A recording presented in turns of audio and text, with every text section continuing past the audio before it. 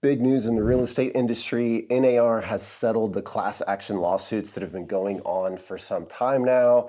And they always say you give bad news on Friday before you go into a weekend. And that's how it feels for some people. And what I've seen are sort of two different, distinct thought patterns from people. And I've been monitoring the national Facebook groups and some of the local stuff here, been talking to a variety of people last week and really for quite some time now. I've been talking to people about these class action lawsuits and what's going on with them. And right now, as a result, I've really seen two different mindsets. The first one is that, oh, it's no big deal, nothing's really changing, business as usual. And the other mindset that I've seen is the sky is falling, this is absolutely horrendous. What could have possibly been worse than this kind of a mindset? And the reality, as always, is somewhere in the middle. I mean, my opinion before we really get started is that if you're in the camp saying that it's absolutely business as usual, nothing is going to change, I think you're mistaken. I think there are going to be quite a few things that change. Business is going to look a little bit different. Not everybody's going to do things kind of the same way with just minor changes. But at the same time, the sky isn't falling either. So you're going to end up falling into one of two camps, really. One are the people that prepare themselves. They do the research, they get the education, they train themselves, they implement new systems that are going to be ready for this new way of doing business that will be new for most agents around the country. Or you're going to be in the other camp where you don't do anything, you kind of panic a little bit maybe, or you don't take it serious, in which case I think you're going to have some growing pains and maybe not make it. And so I want you to be in the camp of those that prepare themselves and get ready for what the future holds.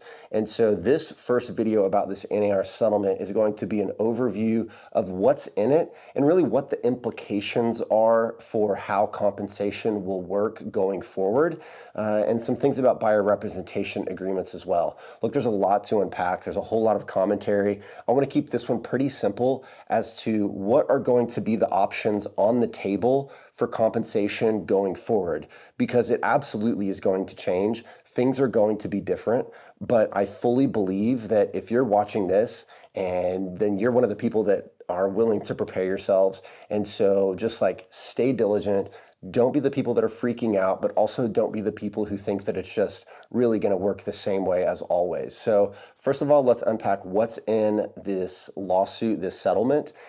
Then we're going to talk about what are the ways that compensation can be done going forward from both the buyer and the seller side. And then lastly, we're going to talk about some unknowns that are still kind of remain to be seen to see how things might change in the future. So this is going to be absolutely everything, but at least it's going to get us started as to what the future is going to look like and some outstanding questions that we don't quite know yet. Okay, there's two kind of major things in the settlement from your day-to-day perspective as an individual agent that will change the way business is done. And that's what I want to kind of go over first. Again, this whole settlement, when you look at it, is 108 pages with a few different appendices on it, and it affects all different kinds of things. So this isn't everything that's in it. This is really one little piece of it that will affect the day-to-day lives of real estate agents out there in the field. And the first thing that it does is it's going to require, before showing houses, that so at the very beginning, you're going to be required to enter into some sort of buyer agreement, a buyer representation agreement, a buyer broker agreement. They kind of call them different things depending on where you are, but that's going to be mandatory at the outset of that relationship with the buyer to have some kind of agreement. Now, what goes in that agreement, what maybe doesn't go in that agreement, look, there's going to be some flexibility there. Your association, or if you're like our state, we have statewide forms that has a buyer representation agreement already. And so certainly that could be an option. You could also work with an attorney to create your own, depending on what you want to do, because some people don't like the form that they have available to them. Well, go hire an attorney and make the one that works for you. I don't think you should be held captive to whatever form happens to be available to you. Obviously, your broker may say different, and you got to work within those confines. But look, you have the flexibility. You're just going to have some sort of agreement because we don't really have detailed in the settlement every last thing that has to go into that agreement. So you're going to have some flexibility. And so if you have objections to the buyer representation agreement form that you have available, we'll figure out how to work around that by creating a new one. That should be something that should be available to all of us. But at the end of the day, you're going to have to, before even showing houses, which is a pretty major change for a lot of people. Look, I know some states have mandatory buyer representation agreements, but when people actually enter into those is different. And in a lot of states, I mean, I think it's like 14 or 15 where it's mandatory, and the rest of the states, it's not at all. And so it's going to be completely different depending on where you are. But, in Oklahoma, where I am, a lot of people don't use them. A lot of people have never used them. And so it's going to be a big change for people like that, where at the very, very beginning, and even a lot of people that use them, they may have only entered into them when they were submitting an offer on behalf of a buyer and not at the very beginning before they even showed them houses. Now, look, the beautiful part here is that you're going to be able to say, look, it's mandatory. I have to do it. This is a required thing. And so it's just going to be industry practice going forward. So it's not like you're going to be an outlier because everybody's going to be doing it. So that's something to kind of keep in mind, but you're going to have to start preparing yourself for this. How are you going to explain that buyer representation agreement? And the big piece, how are you going to start talking about compensation, which we're going to talk about next? So the biggest piece that we're probably all the most concerned about is the compensation piece. And the big thing in this settlement agreement says that you cannot put an offer of compensation directly or indirectly in the MLS, right? That's really the big thing, that if you are listing a property, MLSs are going to have to remove that offer of compensation field. And you can't use the public remarks, you can't use the private remarks, you can't talk in code that everybody agrees on. I've seen some stuff about that going on out there, and that's just ridiculous and not actually going to work. So stop trying to think about how you're going to work around it, and instead figure out how you're going to work with it. But the bottom line is, when you start to see properties in the MLS, there's not going to be an offer of compensation anymore. It's just not going to be there. And so we're left with wondering, if you're a buyer's agent, how am I going to get paid? Because historically, we have been able to rely on an offer of compensation in the MLS. And typically you'll see that somewhere in that 2.5% to 3% range is what would be very common to see. And maybe it would be less, maybe it would be more, maybe it would be something completely different. But very frequently, that's the type of range that you might be working with. And you knew that if you brought a buyer and submitted an offer and they actually ended up purchasing the property, then you were going to be guaranteed that commission. You didn't have to worry about it. You didn't have to really ask the buyer, talk to the buyer about it. It was just a foregone conclusion that it was going to be there. Very easy, very simple. And now that had a lot of benefits, because for buyers, it's not always easy for them to come out of pocket with cash to pay their agent. That would be very difficult for most, particularly, first-time home buyers, but really for most buyers to come up with that kind of money. So taking that out of the proceeds of the sale that was paid to the listing agent, who agreed up front that this portion was going to be dedicated to compensating a buyer agent, I mean, frankly, worked really well, but that piece is going away. It's not going to be there. It's not going to be available publicly, so going into it. And that means if you're a buyer's agent, let's talk about buyer's agents first. So you have to think about, how am I going to get compensated, right? Let's talk about that. Since the offer of compensation is no longer in the MLS, how will it work? Well, you really have three options in terms of how you're going to get paid. One is still going to be an offer of compensation from the listing agent.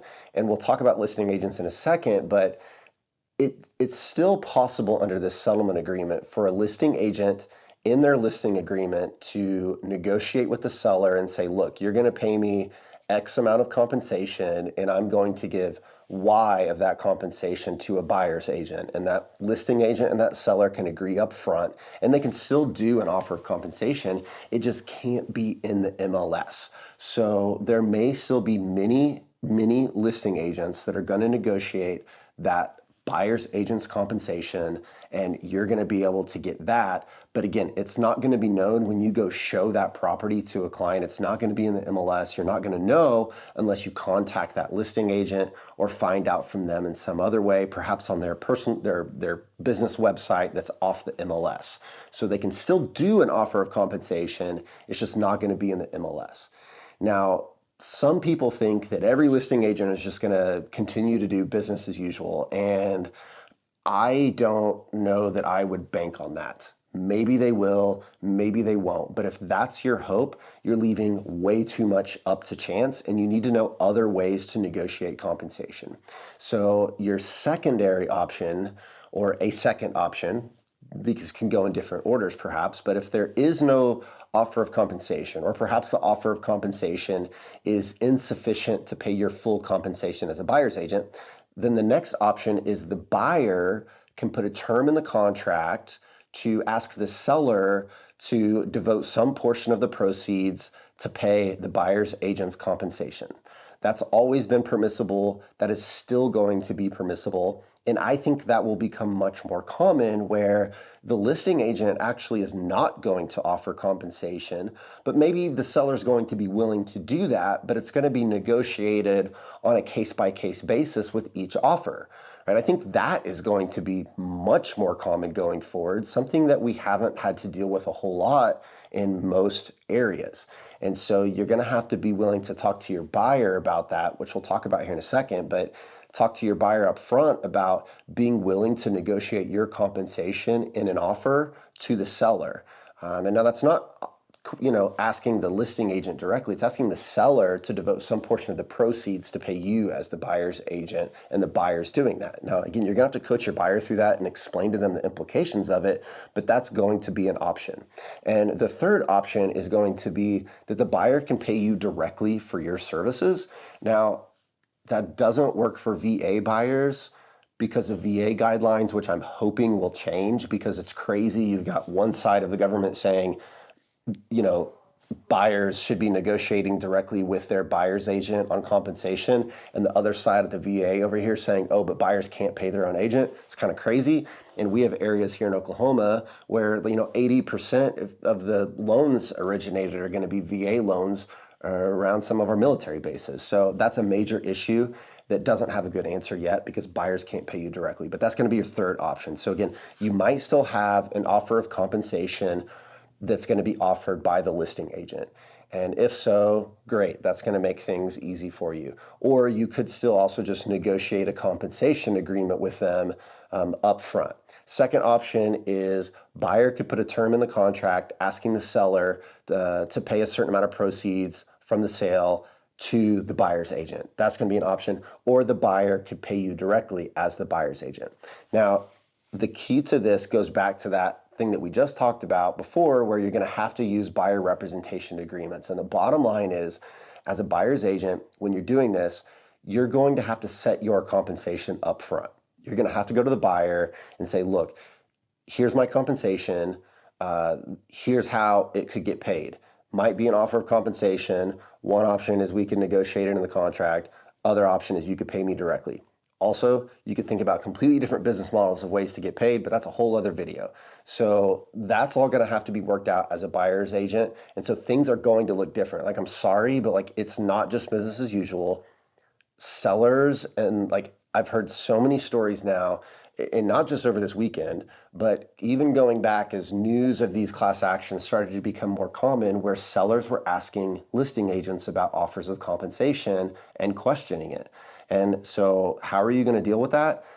Look, you have to be prepared as the buyer's agent that there may not be an offer of compensation. That's what you have to prepare for and know how to negotiate that compensation.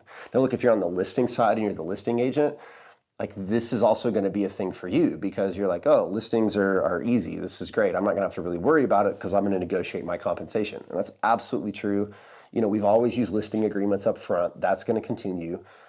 You're going to have to negotiate your compensation, right? And we've seen the headlines where sellers some of them are going to question how much you're charging, because we've got these incorrect headlines from CNN and the New York Times and our local news that are saying that like, oh, this certain percentage of compensation is going away. And it's like, well, maybe or maybe not. It's not about the compensation amount. It's the fact that it is negotiable and how it's distributed. I mean, that's how it's changing. And so if you're on the listing side, you really have to think about a couple of things. One of which is your compensation and how are you going to overcome objections or explain your value to sellers who are thinking that things should be lower and changed if you don't want to lower your compensation. You're going to have to deal with that at some point, and so prepare yourself for those conversations. The other piece is you're going to have to figure out what you're going to do about offers of compensation, right? Are you still going to ask the seller to devote a portion of the total compensation to pay a buyer's agent?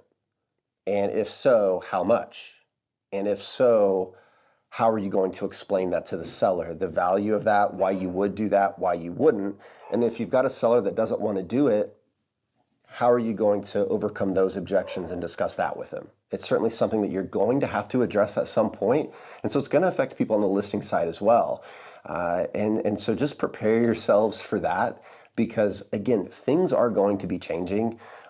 Is the sky falling? No, but it's also not going to just be business as usual. Your conversations with clients and consumers are going to have to be more in-depth about compensation. You're going to have to learn to justify by explaining your value and expressing your value and your expertise to your clients so they understand, because you're going to have a seller that comes along and you're going to ask them to pay not just your compensation, but the buyer's agent. And they're going to ask you about, well, I saw this headline that it shouldn't be this much, that it should go down. And why are we paying them? I thought their agents were going to pay them directly. So how are you going to deal with that? And maybe you're going to have sellers who are going to say, I just want it to be addressed on a case by case. And so tell them to put it in the contract and we'll negotiate it at that time. I don't want it to just be, the same to everybody. So again, something else you're going to have to think about in those conversations. So look, again, the sky's not falling, but conversations and the way things are done are absolutely going to change. And you have to be comfortable and get used to some new conversations and new ways of doing things. So let's talk about some of the unknowns that we don't know and what could still change with all this that's going on. Okay, so the first thing that I've been seeing a lot of people upset about is they're upset with NAR and they might want to leave NAR. And certainly that's an option. I mean, there's nothing that says you have to be a member of the association.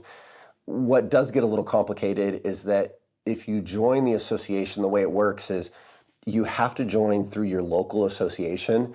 And then by default, you're required to then also join the state and the local associations. They're separate entities, but they're all kind of one cohesive unit in a way. And they have this three-way agreement that says, look, if you join one, you join all three, and that's mandatory. And so there's a little bit of an unknown about, will that three-way agreement continue to exist in the way that it does? Will something change?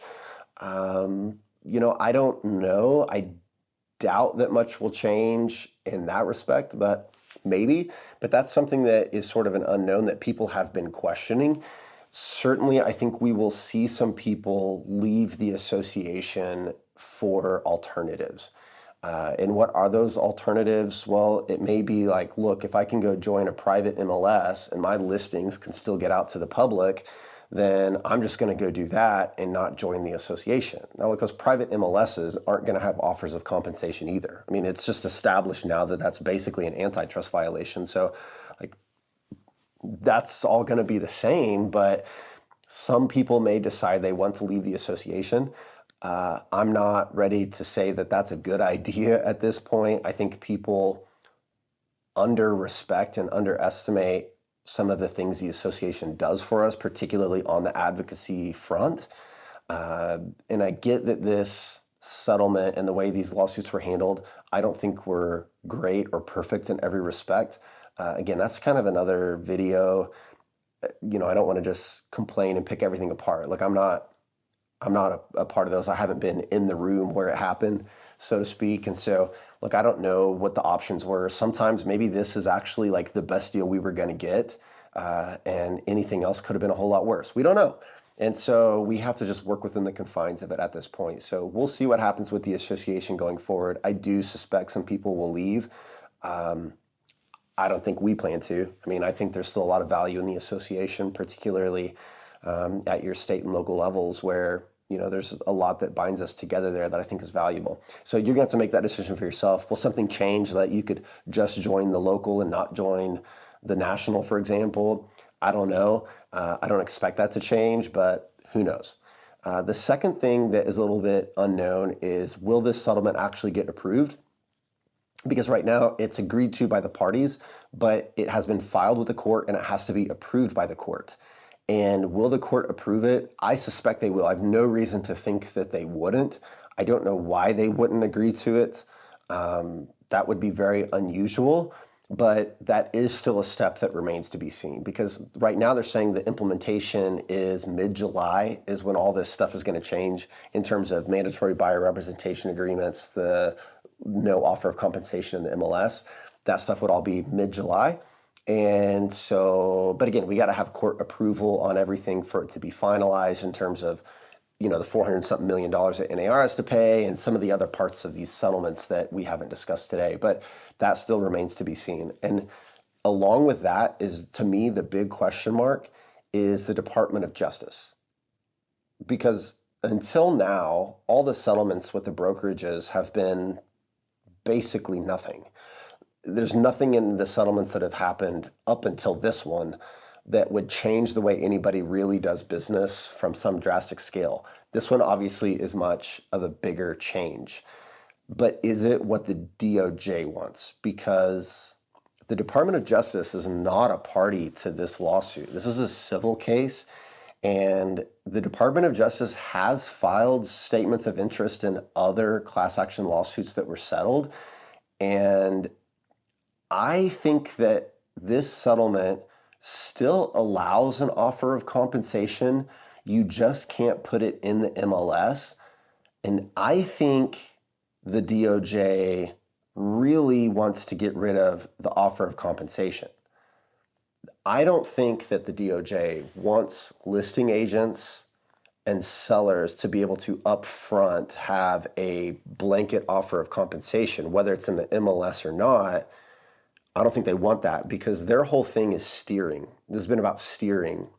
And their thing is that, look, if you still have this industry practice of basically everybody offering basically the same compensation, then it will disincentivize anybody to lower that compensation or compete on price, because sellers will know that if they don't have that offer of compensation, then it's their belief, this is DOJ's belief, that buyer's agents will steer their clients away from those listings. So I think there's still a question mark as to whether the DOJ will actually agree with the idea that you can still do offers of compensation. Based on some filings that the DOJ has in other cases, I think they want instead to where a buyer's agent negotiates their compensation with the buyer, and either the buyer pays it directly or it's negotiated at the time of the offer in the contract between the buyer and the seller. I don't think DOJ wants listing agents to be having offers of compensation. And so it's not just the fact that it's advertised in the MLS, it's the fact that it exists at all. And so I still think there's a DOJ question mark out there that is yet to be answered. Is this settlement agreement enough for the DOJ? I don't think it's what they really want. And so will they come in and say, we need to change this even more and make it even more strict? Maybe. And so we'll see what happens, but just know that this is not a done deal yet. There are other pieces that are out there. There are other things moving that could change this even more. So I hope that this was informative. Look, here's what we are going to do at our Pro Academy. We're developing, first of all, a course on negotiating compensation that we're going to offer. We're going to have an online course that's going to be available for you to take at your own leisure, probably a 1 to 2 hour course. And it's going to have, for both buyers and sellers, sort of everything you need to know about compensation, and probably some checklists of things you need to talk to your clients about to make sure you've got at least a little talking point checklist of everything to cover.